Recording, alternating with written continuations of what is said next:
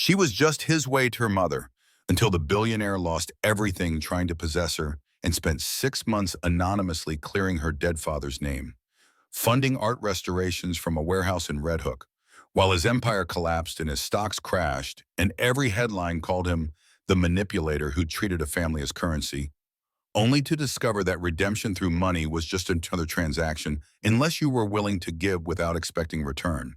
Which is why when Leslie finally tracked him down, when she found David Harms wearing gloves stained with gold leaf instead of the suits that used to cost more than her rent, when she asked, "You think money fixes everything?" And he answered, "No, but I can return what I broke." The question neither of them could answer was whether a man who'd written memos describing her as strategic gateway to Merit Holdings, who'd befriended her with calculated kindness to charm her mother Edna into a European museum partnership, who'd spent 2 months performing interest while actually falling for the woman who painted ruins because beauty survives even after pride falls, had genuinely changed or just gotten better at manipulation by making transformation look real. Because here's what made it unbearable. Leslie had known from the beginning, had seen through him at the charity gala, had tolerated his presence while hoping her judgment was wrong, had heard every word when his associate Jay leaked the memo and her mother confronted him publicly, had walked away 3 separate times teaching him that some people don't need to be chased. They need to be trusted enough to come back on their own terms. And now she was standing in his restoration warehouse 6 months later, realizing that clearing her father's embezzlement charges and funding exhibitions and working with actual gold leaf on damaged paintings, which was either genuine penance or the most sophisticated con yet. And the exhibition opening tonight, where she'd painted 2 silhouettes under fractured light, would force them both to decide whether the distance between who he'd been and who he claimed to be becoming was actual transformation or just another facade. Because the terrifying truth about people who manipulate for a living is that they're really good at, "Hello, my beloved family. You fill my heart with gratitude and joy every single day. May heaven's blessings flow into your life without end. May peace guide your nights and love light your mornings. You are precious, protected, and never alone. Thank you for your love. Together, nothing can stop us." Subscribe, like, and comment your location, and let's hit 1,000 likes for our amazing family. David Harms approached Leslie Lim, not because her soft blue dress stood out among diamonds and silk, not because she was beautiful in the particular way that comes from not caring about being noticed, but because she was Edna Merritt's daughter, the quiet artistic gateway to her mother's European museum contacts, the strategic leverage he'd later describe in a memo that would destroy everything when his associate leaked it months later. His plan was surgical: befriend the daughter who distrusts billionaires, win her over with calculated kindness and anonymous donations, use her trust to charm the mother into a partnership that would expand his empire into markets he'd been circling for years. Simple, effective, the kind of manipulation David had executed 100 times with investors, politicians, and anyone else standing between him and the next acquisition. Except Leslie Lim didn't perform like other people. When he said, "You see the world differently," she answered, "Maybe because I'm not trying to own it," and went back to her sketching, dismissing a billionaire's attention like it was background noise interrupting actual work. And that line lingered long after she left the room because it diagnosed something about him that therapists and business rivals and everyone he'd ever exploited had failed to articulate. He didn't see people, he saw functions, and she just refused to be one. By the end of the night, David got his introduction to Edna, secured the first meeting, started the partnership negotiation that would make him even wealthier than the obscene wealth he already had. But the real story had already begun, not in the deal he was orchestrating, but in the way Leslie had looked right through him and kept drawing anyway, as if billionaires were just another architectural detail. Present, expensive, ultimately decorative, and never as important as they thought they were. The Merit Art Foundation Gala glittered with the particular energy of events where charity and networking were indistinguishable, where every donation came with invisible strings and every conversation was an audition for access. Crystal chandeliers cast calculated light across walls lined with art that cost more than most people's mortgages, And everywhere, in every practiced smile, every strategic positioning near important people, was the performance of generosity masking the reality of transaction. David Harms stood at the center of it all, wearing a suit that cost more than the average annual salary, calm and untouchable, the billionaire investor people whispered about, but never truly knew. Every journalist wanted his quote. Every investor wanted his favor. Every person in this room had calculated their approach to him and found it wanting, not because he was cruel, but because his charm had the precision of a scalpel, warm enough to open doors, cold enough to close them the moment he got what he needed. He was here for one reason, and it wasn't art appreciation or philanthropic impulse. He needed Edna Merritt, the glamorous widow and influential gallery owner who held the keys to a historic European museum collection David had been circling for 2 years. The kind of acquisition that would expand his empire into markets where wealth spoke languages even money couldn't usually translate. The kind of deal that required not just capital, but connections, influence, the particular social currency that Edna had spent decades accumulating and David needed to access. The problem? Edna Merritt didn't need his money. She had her own. She didn't need his influence. She had more. What she needed was trust, respect, the sense that she was dealing with someone who understood that art wasn't just investment, portfolio diversification, but cultural preservation, legacy, the things people built when they stopped caring exclusively about profit.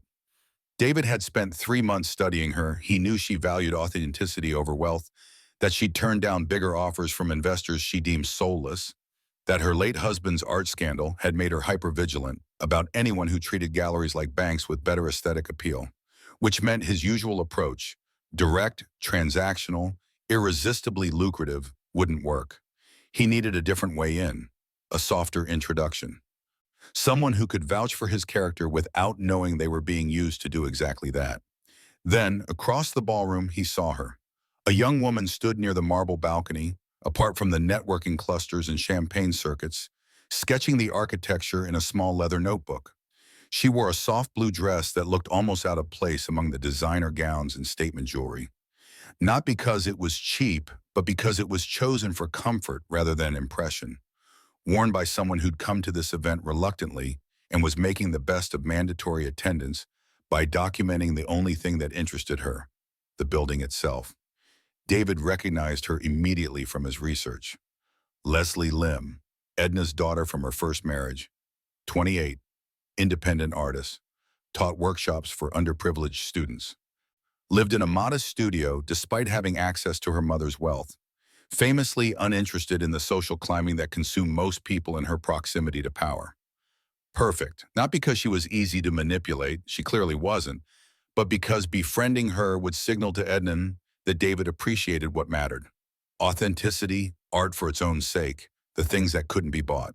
If Leslie Lim trusted him, her mother might consider him worth trusting too. David approached with the casual confidence of someone who'd spent his life reading rooms and knowing exactly which person to talk to and when. He positioned himself near the balcony, close enough to be noticed, but not so close as to feel intrusive, and waited for the natural opening. "You see the world differently," he said when she finally glanced up. Tone carefully calibrated to sound observational rather than flattering, genuine rather than strategic. Leslie's eyes met his, dark, assessing, carrying the particular wariness of people who'd learned early that compliments from powerful men usually came with price tags attached. She didn't put down her pencil, didn't perform the polite social rituals most people would have reflexively engaged in when addressed by someone of his status. "Maybe because I'm not trying to own it," she said simply, then returned to her sketch. The dismissal was so complete, so unself-conscious, that David felt something he rarely experienced. Surprise. Not the manipulated surprise he sometimes performed in negotiations, but actual surprise at encountering someone who genuinely didn't care about his attention, his wealth, his influence. The line lingered, not trying to own it, cutting through his approach like glass through pretense, diagnosing in 6 words what therapists and rivals had spent hours circling around. He saw everything as acquisition target, every person as potential asset, Every relationship as strategic advantage waiting to be leveraged. And she just refused to be any of those things, with the particular power that comes from not needing anything from people who think everyone wants something. David stood there longer than strategy dictated, watching Leslie sketch with the focused intensity of someone who'd found the only interesting thing in a room full of expensive distractions. The marble columns, the way light caught the architectural details, the beauty of structure designed to last beyond the people who built it, all of it captured in quick, confident lines that suggested she saw buildings not as backdrops for wealth, but as stories written in stone and light. The craquelure in the east corner fresco, she murmured, more to herself than to him, pencil moving across the page. Someone tried to restore it, but didn't understand the original medium. They painted over the damage instead of understanding why it cracked in the first place. David found himself genuinely curious. Does it matter if the damage is covered? She looked at him then, really looked, and something in her expression suggested she was deciding whether he was worth explaining things to or just another person who asked questions without wanting actual answers. Covering damage doesn't fix it, she said. It just hides the truth until the truth gets too big to hide anymore. Then everything cracks worse than before, and you're left with something that looks fine from far away, but falls apart the moment you examine it closely. The words landed with weight David wasn't prepared for, as if she was talking about more than plaster and paint, as if she'd somehow diagnosed not just his approach, but his entire philosophy. Build the facade, maintain the appearance, never let anyone look closely enough to see the cracks underneath. Before he could respond, before he could deploy the charm, or the strategic vulnerability, or the carefully rehearsed lines that usually kept conversations flowing in directions he controlled, Leslie closed her notebook with the decisive gesture of someone ending an interaction, not because she was rude, but because she determined the conversation had reached its natural conclusion. "Enjoy the gala, Mr. Harms," she said, standing with her notebook tucked under one arm. Then she walked away, heels clicking softly against marble, leaving without looking back to see if he was watching. David stood alone at the balcony, something uncomfortable stirring in the careful emptiness where his personal reactions usually lived. The discomfort wasn't rejection. He'd been rejected before, had learned to use it strategically, to retreat and recalibrate and approach from better angles. This was something different. She hadn't rejected him. She'd just not cared. Treated him like background noise, like architectural detail. Present, expensive, ultimately decorative, never as important as the actual structure she was documenting. For the first time in years, David Harms felt what it was like to be dismissed by someone who genuinely meant it, who wasn't performing disinterested strategy, but actually prioritizing something that mattered more than his attention. The feeling should have been forgettable, should have been just another data point in understanding Edna Merritt's daughter, useful information for refining his approach. Instead, it lodged somewhere uncomfortable, the way truths do when they're more accurate than you want to admit. Across the ballroom, he spotted Edna Merritt holding court among donors, every gesture practiced, every word calibrated for maximum impact. His target, his goal, the reason he was here. By the end of the night, David had his introduction, a carefully orchestrated chance encounter at the champagne station, a brief conversation about preservation versus innovation in museum curation, an invitation to visit the Foundation's private collection next week. Professional, promising, exactly what he'd come for. But as he left the gala in his chauffeured car, city lights blurring past tinted windows, David found himself thinking not about Edna's response or the deal he was positioning or the acquisition timeline he'd need to adjust. He was thinking about Leslie's sketch of cracked plaster, about buildings designed to outlast pride, about the line that had cut through everything he'd ever built his empire on. Maybe because I'm not trying to own it. She was his way in, his strategic gateway to her mother's trust, and by extension to the European connections he needed for the deal that would make him wealthier than even his current obscene wealth. That was the plan. Simple, effective, the kind of manipulation he'd executed successfully 100 times.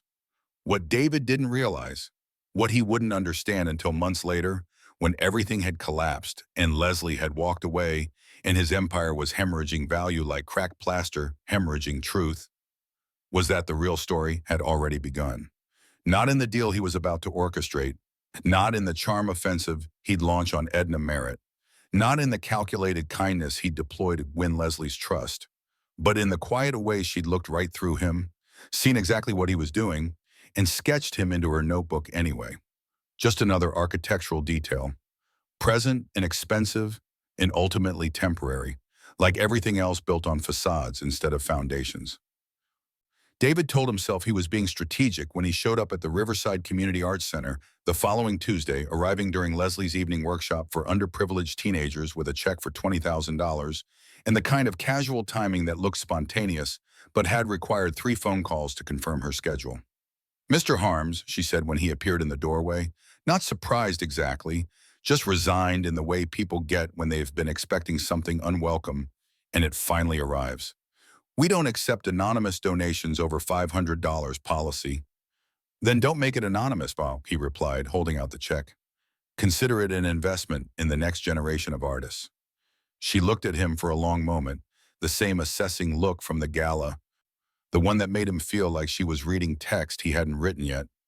"Men like you don't help without wanting something," she said quietly. Not accusatory, just stating observed fact. "So what do you want?" David smiled, deploying the particular charm that had closed 1,000 deals. "Then consider it curiosity. I'm curious what happens when talented people get resources instead of obstacles." It was a good line, tested, effective, the kind of thing that made people feel seen while creating obligation. Leslie should have softened, should have accepted the gesture with gratitude that would later translate into social capital he could leverage with her mother. Instead, she turned back to her students. "You can leave the check for the front desk. They'll process it tomorrow." Dismissed again. As if billionaire philanthropy was just another administrative task, no more significant than updating the mailing list. David left the check and came back Thursday with coffee, the expensive kind from the place near his office that charged $12 for what amounted to hot brown water with delusions of grandeur. He'd learned her schedule, Tuesdays and Thursdays at the community center, Wednesdays at her private studio in Red Hook, weekends at various charity events supporting causes she actually believed in instead of attending for networking. "You're persistent," Leslie said when he arrived the third time, this time with an offer to connect her students with a gallery owner who owed him favors. "I'm interested," he corrected, which was becoming less lie and more uncomfortable truth every time he said it. They fell into a rhythm over the next month, David showing up with opportunities cloaked in generosity. Leslie accepting what helped her students while maintaining the particular distance of someone who understood exactly what game was being played and refused to pretend otherwise. He listened when she talked about art as truth, about how painting wasn't about making beautiful things but about revealing what was already there, just hidden under layers people had spent years applying to avoid looking at reality directly. She spoke about her students like they were prophets instead of charity cases, about how giving them paints and canvas wasn't charity. It was just removing the barriers between people and the truths they needed to tell.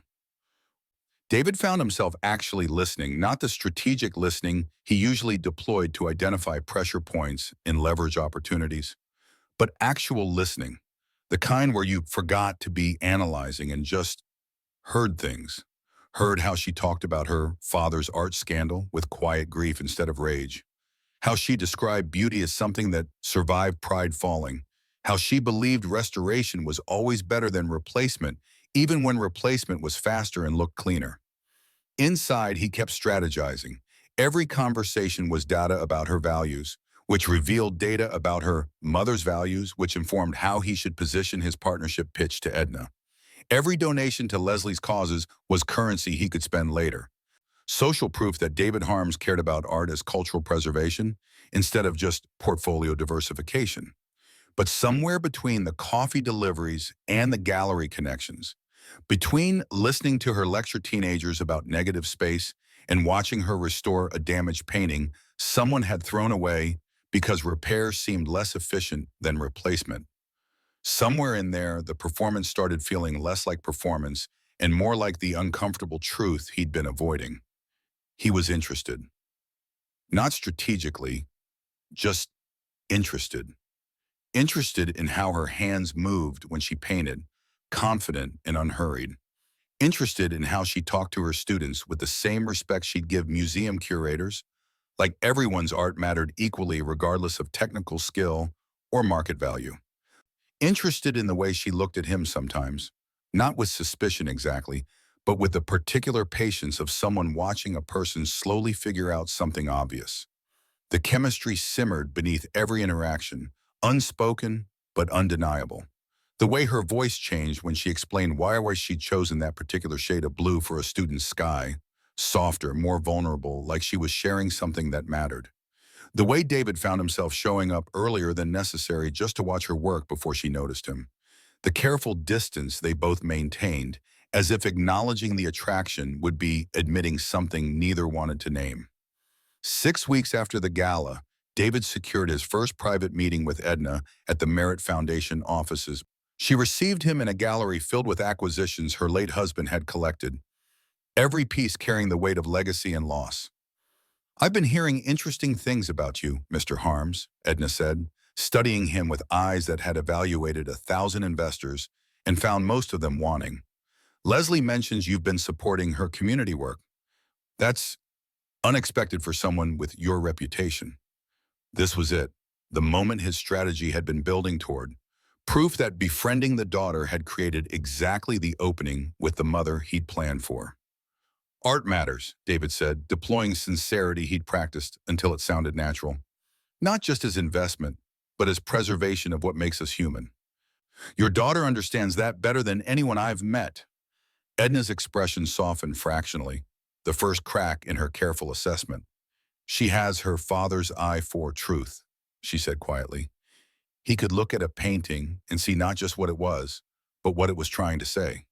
They talked for an hour about European collections, about preservation versus profit, about the responsibility that came with access to art that outlasted the people who owned it. David performed interest while feeling actual interest, quoted Leslie's insights about restoration while pretending he'd developed them independently, positioned himself as the kind of partner who understood legacy instead of just ledgers. By the end, Edna had agreed to a second meeting. "You're not what I expected, Mr. Harms," she admitted. "Leslie's judgment of people is usually quite sharp, and if she trusts you enough to let you support her students, well, perhaps I should reconsider my assumptions." Victory should have felt cleaner, sharper, the satisfaction of a plan executed perfectly, of manipulation successful enough that the target thanked you for it. Instead, David felt the hollow echo of something he couldn't quite name, driving back through the city with Edna's words replaying. If she trusts you, did Leslie trust him?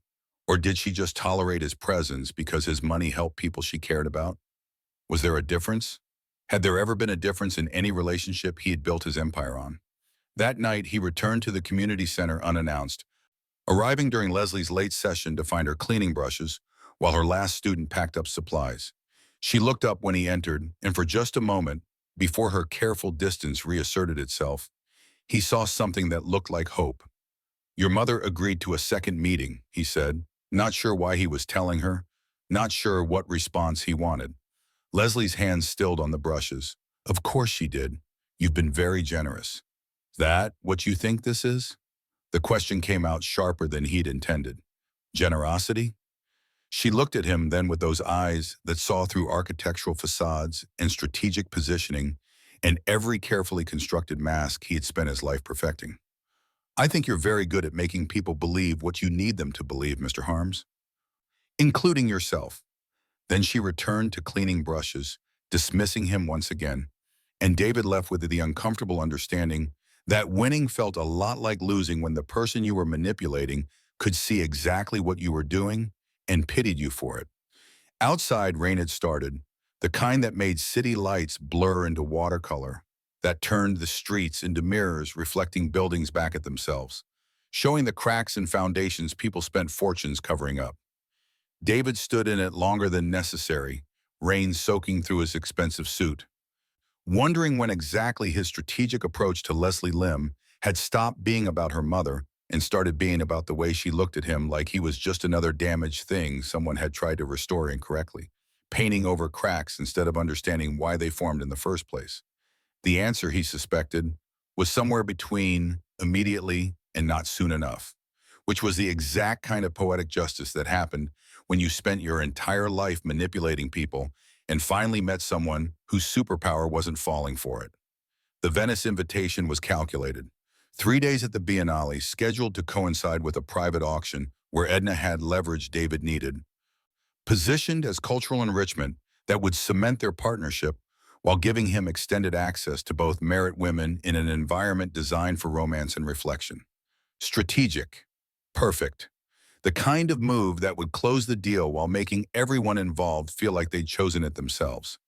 What David hadn't calculated was Venice itself, the city of mirrors and water, where every building reflected back at you until you couldn't tell which version was real and which was just light playing tricks on surfaces designed to deceive. The kind of place that made strategic thinking feel exhausting and genuine, and feeling feel inevitable, which was exactly the wrong environment for a man trying to maintain the distinction between performance and reality. Edna spent the days networking with collectors, positioning herself at the center of conversations about preservation funding and acquisition ethics. David played his role perfectly, engaged but not domineering, interested in legacy over profit, the kind of partner who understood that some things mattered more than returns on investment. Every conversation was a chess move, every dinner an opportunity to demonstrate he belonged in her world, not just financially but philosophically.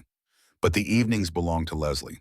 He found her the third night near the Grand Canal, easels set up on a quiet fondamenta where tourists hadn't discovered yet, painting the decaying palazzo across the water with the particular focus she brought to everything she cared about. The building was clearly crumbling, stucco falling away in chunks, windows boarded, the kind of structure that made preservation purists weep and developers salivate. "Why do you paint ruins?" David asked, positioning himself where he could see both her canvas and her face, studying how she translated decay into something that looked more alive than the pristine building surrounding it. Leslie didn't pause her brushwork, just answered while layering blues and grays that somehow captured how stone looked when it was remembering what it used to be. "Because they remind me that beauty survives even after pride falls, that buildings can lose their function, their owners, their original purpose, and still be worth preserving. Sometimes more worth it, actually, because the cracks show you what they're really made of." She added a stroke of gold where sunset caught the crumbling facade. "My father used to say that new buildings lie about their strength. Old ones just show you the truth, that everything cracks eventually, and the only choice is whether you admit it or cover it up until the whole structure collapses." David stood there watching her paint, and something shifted. Not dramatically, no orchestral swell, no sudden revelation, just a quiet, uncomfortable awareness that he'd been listening to her talk about restoration and cracks and truth for 2 months while performing interest. And somewhere along the way, the performance had stopped being performance and started being the most honest conversations he'd had in years. "Your father," he said carefully, "the embezzlement scandal. You never talk about whether you think he was guilty, because it doesn't matter what I think." Leslie's brush paused, just for a second. "The truth is what it is, regardless of whether anyone believes it. He died before he could prove his innocence, and people decided that meant he was guilty. But buildings don't lie like people do. They just show you their cracks. And some cracks are caused by bad materials, and some are caused by someone deliberately weakening the foundation, then blaming the structure for failing." She returned to painting, each stroke confident, despite discussing something that clearly still hurt. "I paint ruins because they're more honest than the people who condemn them." That night, David dreamed not of merger timelines or acquisition strategies, but of Leslie's voice saying beauty survives even after pride falls, and woke at 3 a.m. in his suite with the canal sounds drifting through the window, unable to remember the last time he'd dreamed about anything that wasn't tactical. He tried to work, pulled up his notes on the merit acquisition, reviewed the partnership terms he'd been refining. read through his own strategic timeline for leveraging Leslie's trust into Edna's signature. The notes felt alien, like reading someone else's plan, written in a language he used to speak fluently, but now sounded harsh and transactional. There was a memo dated 6 weeks ago, right after the gala. L. Lim, strategic gateway to Merit Holdings. Build trust through arts funding. Establish credibility via daughter's endorsement. Leverage relationship for partnership access. Timeline, 8 to 12 weeks. David stared at it for a long time. Then, without quite deciding to, he deleted it. Opened another note. Venice trip. Final push for partnership. Use cultural context to demonstrate shared values. Close deal by end of week. Deleted that too. File after file, each one describing Leslie as variable in an equation, as strategic asset, as means to end. He deleted them methodically, watching his careful planning disappear into digital void, until all that remained were the notes that didn't describe her as tool and just described her as her, the way she talked about art, the things she cared about, the person she was when she thought no one important was watching. For the first time in his career, David Harms was unsure which part of his plan was still real, the deal he'd come to Venice to close, or the woman who'd somehow stopped being strategy and started being the only thing that felt like it wasn't performance. The realization should have been alarming. Should have triggered recalibration, strategic adjustment, return to the plan that had always worked. Instead, it just felt inevitable, which was somehow worse, because inevitable meant uncontrolled, and David had built his entire empire on the principle that everything, including and especially himself, could be controlled with sufficient planning and willingness to exploit whatever weaknesses presented themselves. Leslie's weakness was supposed to be her idealism, her belief in art as truth, her trust that people who funded good causes must have good intentions. Easy to exploit, simple to leverage. Except she'd never actually trusted him. She just tolerated his presence while using his money to help people she cared about, seeing through him from the beginning and pitying him for not realizing she could see. The irony was exquisite and entirely wasted on the only person who could appreciate it. Jay Tucker had spent 8 years as David's right hand, learning how to read people's vulnerabilities by watching a master exploit them, building his own fortune in the shadow of someone who cast shadows large enough to hide entire careers. He'd learned strategy and ruthlessness in the particular art of making people thank you for manipulating them. What he'd never learned was when to stop. The suspicion started when David deleted 3 meetings to extend the Venice trip. Grew when his boss returned talking about art preservation was something that looked disturbingly like genuine passion.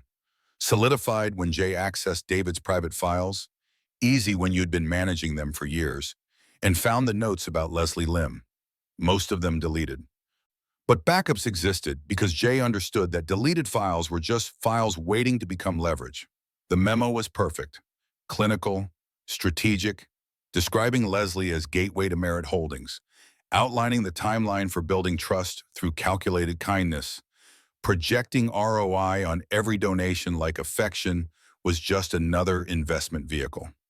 Jay read it 3 times, understanding immediately what David had spent 2 months trying not to understand. His boss had gone looking for a strategic advantage and accidentally caught feelings, which was the exact kind of vulnerability Jay had been waiting for. Not because he hated David, because he'd learned from him too well, understood that weakness was opportunity, that people at the top only stayed there until someone pushed them. And David Harms had just handed him the perfect weapon disguised as a relationship. Jay sent the memo to Edna Merritt with a carefully worded anonymous message. Thought you should know why David Harms has been so interested in your foundation. The luncheon happened at a restaurant Edna had chosen, public enough for propriety, private enough for honesty. David arrived thinking they were finalizing partnership terms, already mentally drafting the press release. Edna slid the printed memo across the table like evidence at a trial. Leslie is a strategic gateway to Merit Holdings, she read aloud, voice carrying the particular quiet of people too furious for volume. Build trust through arts funding, establish credibility via daughter's endorsement, leverage relationship for partnership access. She looked up. Did I miss anything, Mr. Harms? Any other ways you plan to use my daughter as currency? David's carefully constructed world tilted. Edna, that memo it's outdated. Things changed. When? Before or after you realized she was actually useful? Edna's composure was cracking, each word precisely deployed to inflict maximum damage. I trusted you. More foolishly, I encouraged Leslie to trust you. And the entire time you were just, what? Testing different approaches to see which manipulation worked best? It wasn't like that, David started, but he could already see Leslie at a nearby table, close enough to overhear, watching him with eyes that weren't surprised or hurt, just tired, like she'd been waiting for this confirmation while hoping she was wrong. She stood, not dramatically, not drawing attention, just standing the way she always left, purposeful, quiet, already moving forward because backward wasn't a direction she traveled. David followed her outside, rain starting, tourists scattering. Leslie, wait. She turned and the look on her face was worse than anger or betrayal. It was just resignation. Was I ever anything more than leverage? Yes, he said and meant it, which somehow made it worse. You are a strategic gateway? Her voice was soft, destroyed. It's fine, David, I knew. From the beginning, I knew exactly what you were doing. I just kept hoping I was wrong. She took a breath. The sad part is I almost believed you'd changed, that somewhere between the donations and the Venice trip, you'd actually started seeing me instead of just seeing what I could give you. I do see you. No, she interrupted gently. You see someone who makes you feel less empty. That's not the same as seeing me. That's just recognizing I have something you want, which is all you've ever done with anyone. She walked away then, into the rain, not running, not dramatic, just leaving home, way she'd left the gala and the studio and every other place where David had tried to make performance into reality. By nightfall, Edna had canceled the partnership and sent emails to every investor in her considerable network. David Harms was not to be trusted, not to be partnered with, not to be allowed anywhere near art that mattered, or people who believed in things beyond profit. By morning, the tabloids had the story. Harms' empire faces internal scandal. CEO accused of manipulating family for profit. The empire that had felt indestructible began to shake. And David understood too late that Leslie had been right about ruins. Sometimes the cracks were caused by bad materials, and sometimes they were caused by someone deliberately weakening the foundation, then blaming the structure for failing. He just never realized he was both the saboteur and the structure. The fall was spectacular and public and exactly the kind of cautionary tale Wall Street loved. The brilliant strategist brought down by the one vulnerability he didn't plan for. Edna's investor network withdrew funding like water draining from a cracked foundation.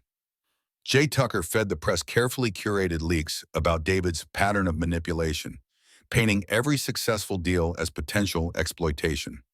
Stock prices nosedived in that particular way that happens when confidence evaporates faster than actual value. David, once worshipped by Wall Street as the investor who could read any room and close any deal, became its cautionary tale. The man who got too clever, who mistook people for assets one time too many, who thought feelings were just another variable to be manipulated until they became the variable that destroyed him. Alone in his penthouse, city lights sprawling below like empire in miniature, David replayed Leslie's final words on loop. You never saw me, only what I could give you. The worst part was understanding she was both right and wrong. He had seen her talent and idealism, and the particular grace she brought to everything she touched. He'd just seen those things through the lens of how they could benefit him, which apparently made all the seeing irrelevant. In desperation, he confronted Jay at the office. Security already boxing up his belongings because the board had moved faster than he'd anticipated. You wanted my position so badly you destroyed everything I built? Jay smiled, the same smile David had taught him, the one that looked friendly while calculating exactly how much damage it could inflict. I learned from the best. You taught me that weakness is opportunity, that people at the top only stay there until someone pushes them. You just never thought you'd be the one with weakness worth exploiting. He paused. Besides, you were distracted, sloppy, more interested in fixing some artist's opinion of you than in protecting your actual empire. I just accelerated what you'd already started. The coup was perfect because David had trained his replacement too well, had taught Jay every strategy he'd ever used, had demonstrated that ruthlessness was rewarded and sentiment was liability. He'd created his own destruction and called it mentorship. That night, William Marquez visited, the quiet mentor who'd helped David build his first company, who'd warned him a decade ago that making people into instruments eventually made you into something instruments couldn't feel. I warned you, William said, settling into the chair overlooking the city. I told you that reading people's weaknesses was brilliant strategy and terrible philosophy, that you'd end up surrounded by associates who learned your moves but not your limits. I had limits, David said, and heard how hollow it sounded. You had calculations. Limits are about what you won't do even when it benefits you. You just had strategies about what you shouldn't do because the cost might exceed the benefit. William poured them both whiskey from David's collection, expensive bottles that suddenly felt like scoring system for a game no one was winning. You can rebuild companies, David. Money, investors, market position, all recoverable. You can't rebuild trust. That's the thing you never understood. Trust isn't strategy. It's faith despite evidence. And the moment Leslie saw that memo, all the evidence she'd been trying to ignore became undeniable. I changed, David insisted. In Venice, I deleted all those notes. I stopped seeing her as gateway and starting to feel something doesn't erase what you did to get there, William interrupted gently. It just means you finally understood what you'd lost. That's not redemption. That's just belated awareness. After William left, David sat in his penthouse watching the city lights blur. Not from rain this time, just from exhaustion and the particular emptiness that comes from understanding you built everything on foundations you deliberately weakened and now got to watch collapse. For the first time in his career, David Harms disappeared from the headlines. Stopped taking calls from press, from investors, from anyone who wanted to dissect his fall or offer advice about salvaging what remained. Just disappeared into the particular silence that happens when you spend your whole life performing and suddenly there's no audience left worth performing for. He didn't call Leslie, didn't send flowers or letters or money, didn't do any of the things men like him usually did when trying to buy back what they destroyed through strategic incompetence. Just disappeared, which was either the first honest thing he'd done in years or the final calculated move in a game he'd lost the moment he started playing. Even David wasn't sure which.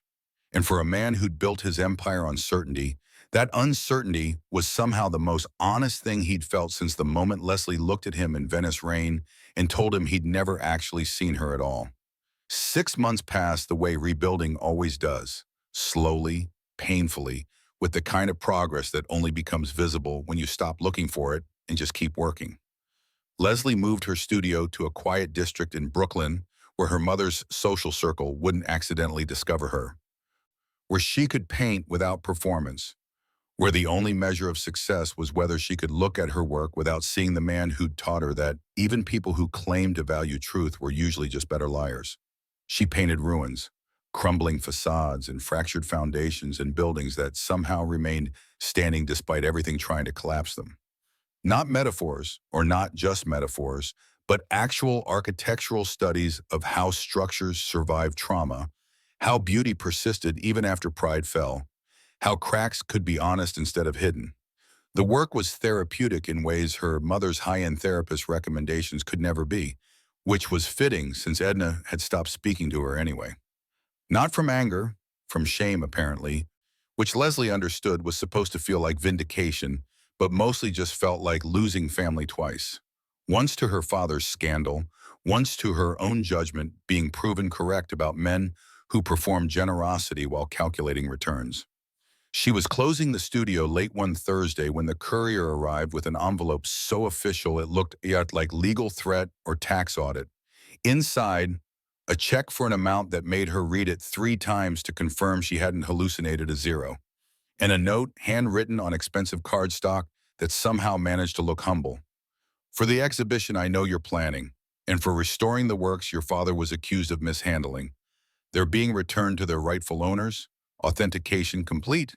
His name cleared. Dear Harms. Leslie stood in her empty studio holding evidence of exactly the kind of gesture she'd told herself she wouldn't accept, wouldn't be moved by, wouldn't interpret as anything except another manipulation dressed in generosity. Except. Except clearing her father's name wasn't buying forgiveness. It was returning something stolen. Not by her father, but by the people who'd needed a scapegoat and found a man too dead to defend himself. It was the kind of restoration that cost money without generating profit, that fixed something broken in ways no one would publicly credit, that served no strategic purpose unless the purpose was just doing the right thing, which either meant David had learned the difference between covering damage and healing it, or he'd just gotten better at manipulation by making it look like genuine change. Leslie couldn't tell which was somehow more infuriating than either option in isolation. She asked around, carefully through people who owed her favors instead of the ones who owed him, and learned that David had been funding art restorations for months.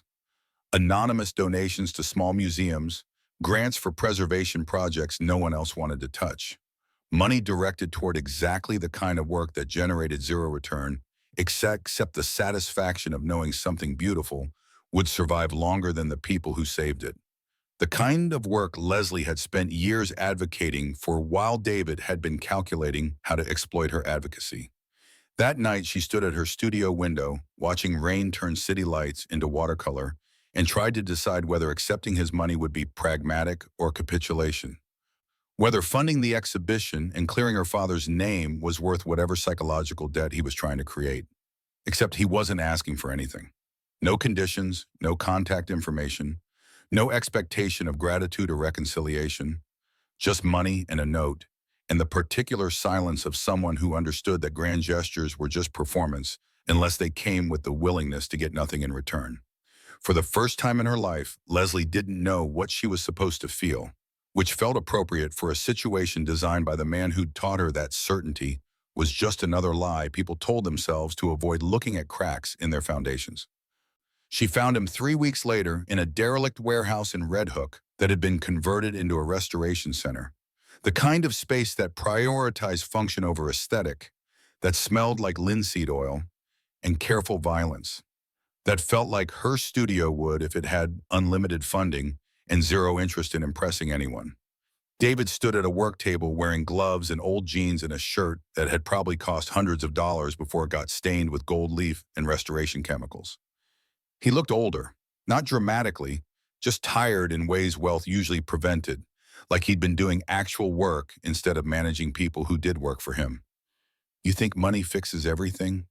Leslie asked from the doorway, not announcing herself, just asking the question that had been circling her thoughts since the donation arrived. David didn't turn, just kept working on whatever piece he was restoring, with movements that looked practiced enough to be real. "No, but I can return what I broke, or at least try to repair the damage I caused while breaking it."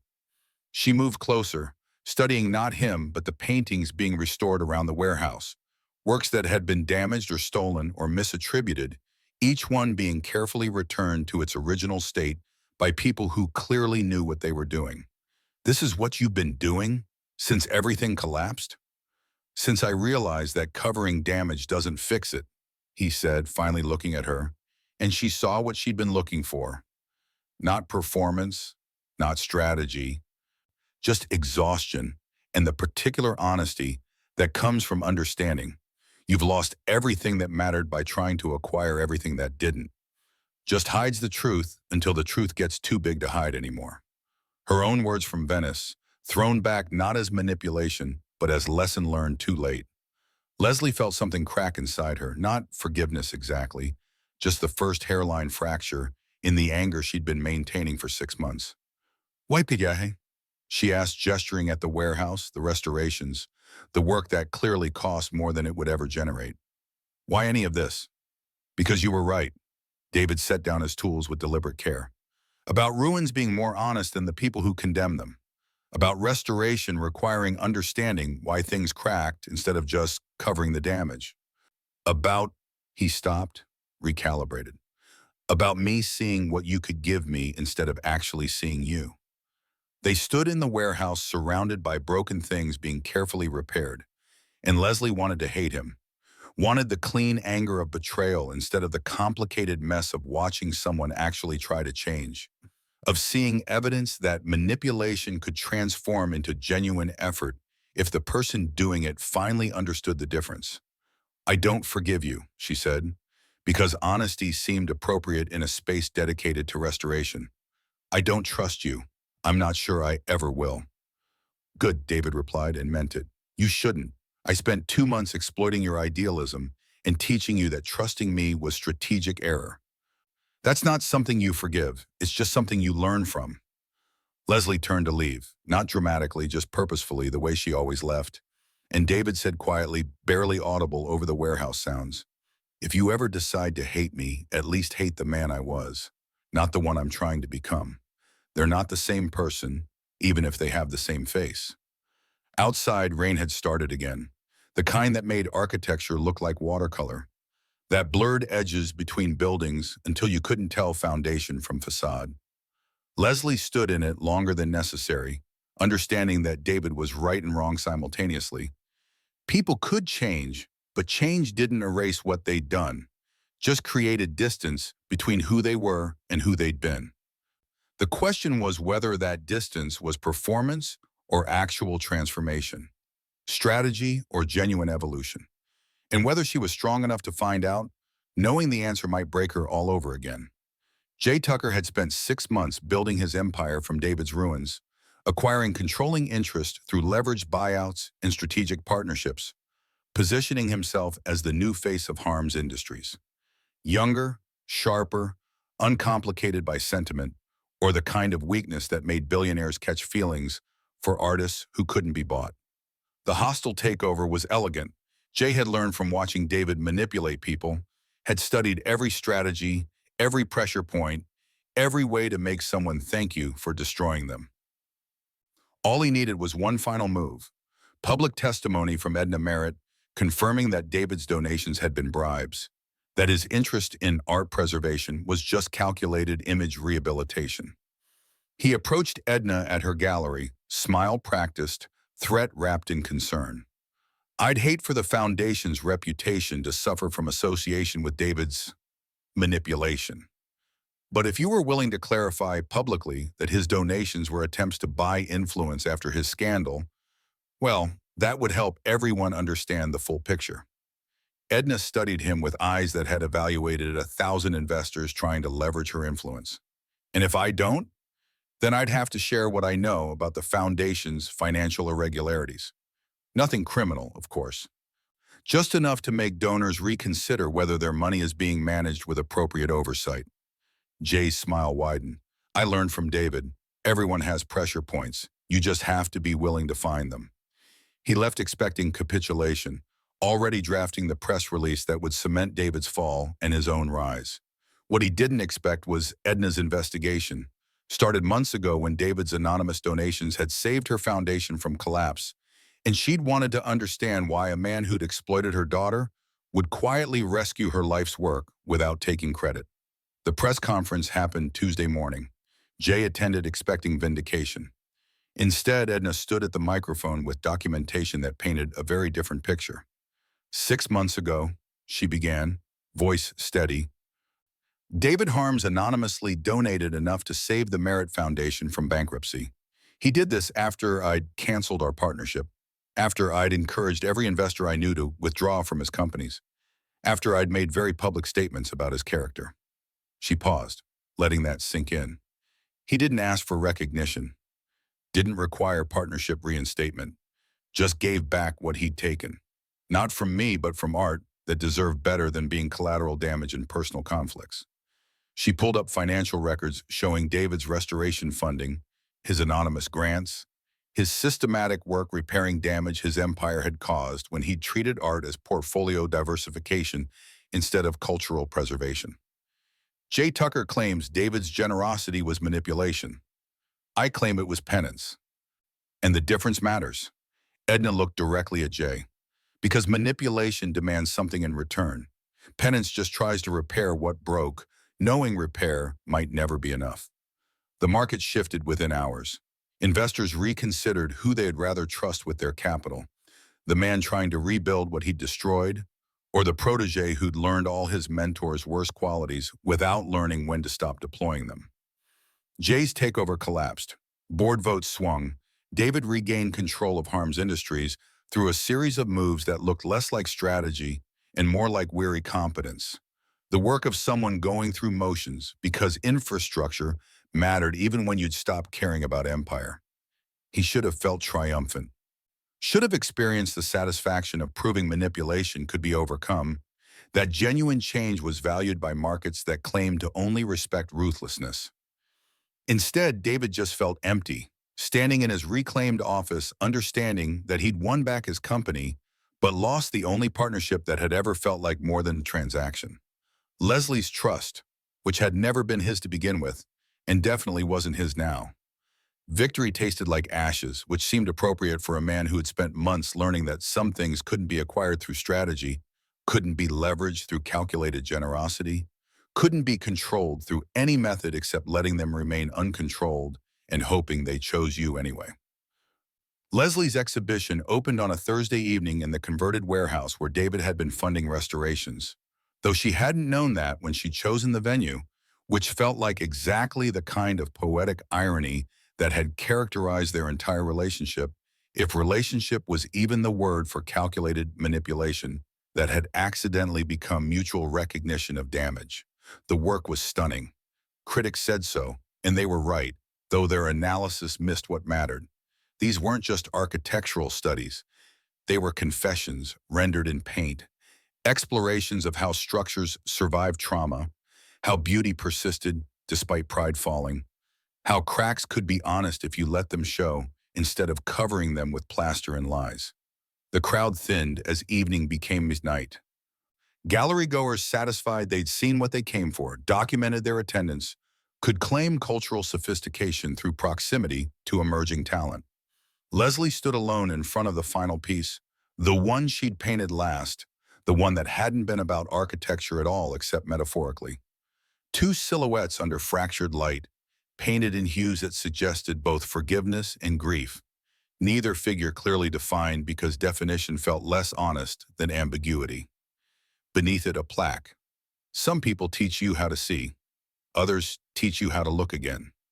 She sensed him before she saw him, the particular presence of someone who'd learned to enter rooms without performing entrance, who'd traded arrogance for the humble awareness that not being noticed was sometimes the only honest way to exist. David stood at a distance, wearing a simple suit instead of armor, no entourage or bodyguards or any of the insulation wealth usually provided. Just a man stripped down to essentials, carrying only what couldn't be delegated or performed. Regret, affection, the tentative hope that change might be visible even to someone who'd learned to see through facades. "You were just my way to her," he said, voice raw with the kind of honesty that only comes after you've lost everything and discovered that pretending otherwise costs more than admission. "Until I realized you were the one I couldn't lose. And by then it was too late, because I'd already lost you by treating you like gateway instead of destination." The silence between them held everything unsaid. 6 months of separation, rebuilding, the complicated math of whether people could change enough to deserve second chances or just changed enough to make you wonder if you'd been wrong about who they were to begin with. Leslie didn't answer immediately, just turned back to the painting, studying the two silhouettes like she hadn't spent 3 months painting them, like their meaning might reveal itself differently now that the man who'd inspired them was standing close enough to see his reflection in the protective glass. "That night in Venice," she said finally, "when I told you beauty survives even after pride falls, I wasn't talking about buildings. I was talking about my father, about how his reputation was destroyed but his work survived, how people's judgment of him didn't change whether his art was true." She paused. "And maybe about how people can break themselves trying to be what others expect and still be worth something if they finally start trying to be what they actually are." David moved closer, not touching, not demanding, just existing in proximity the way buildings exist near each other. Separate structures on shared ground, connected only by context and the particular light that makes them both visible. I don't know if I've changed, he admitted, or if I've just gotten better at recognizing what was always wrong about how I operated. But I know I can't promise I won't hurt you again. Can't promise I've overcome every instinct that made me treat people like instruments. Can only promise I'm aware of those instincts now and trying to build something different even though I have no idea if I'm doing it right. Leslie looked at him, really looked, the way she'd looked at him at the gala before any of this started, seeing not the billionaire or the manipulator or the man trying to redeem himself, but just the person underneath all those roles. Flawed, genuine in his attempt to be better, aware enough of his damage to question whether repair was even possible. I'm not forgiving you, she said, because clarity seemed important. I'm not declaring trust or promising anything except that I'm willing to see whether the distance between who you were and who you're trying to become is real or just another performance I haven't learned to identify yet. That's more than I deserve, David said. Yes, Leslie agreed, but maybe deserve isn't the right metric. Maybe the question is just whether two people who've both learned that covering damage doesn't heal, it can figure out how to rebuild in proximity without destroying each other again. They stood together in front of the painting, and after a moment, no fanfare, no dramatic declaration, just the quiet choice of someone who'd spent 6 months walking away finally deciding to stay. Leslie stepped slightly closer, close enough that their reflections in the protective glass aligned. Two silhouettes under fractured light, neither promising forever, just acknowledging that beginning again was braver than never beginning at all. The gallery closed around them. City lights painted architecture in amber through the windows. Somewhere in the distance, water moved against stone the way it had moved for centuries, patient and relentless, wearing down pride through nothing more dramatic than persistent presence. Leslie didn't look back at David as they walked out together. She looked forward, which was the only direction she'd ever traveled, the only way she knew how to exist. But she let him walk beside her this time. Let their paths align without promising they'd stay aligned. Let the possibility of reconstruction exist without declaring whether the foundation could support what they might try to build, which was, in its way, more honest than any promise could have been. The man who'd built empires on calculated manipulation learned to build something rarer: humility, patience, the willingness to exist in uncertainty and call it progress instead of failure. And the woman who'd sworn never to look back finally did, just long enough to see that he'd changed, or was changing, or was at least trying hard enough that the difference between transformation and performance had stopped mattering as much as the effort itself. He went looking for power in a woman's influence and found salvation in her daughter's truth.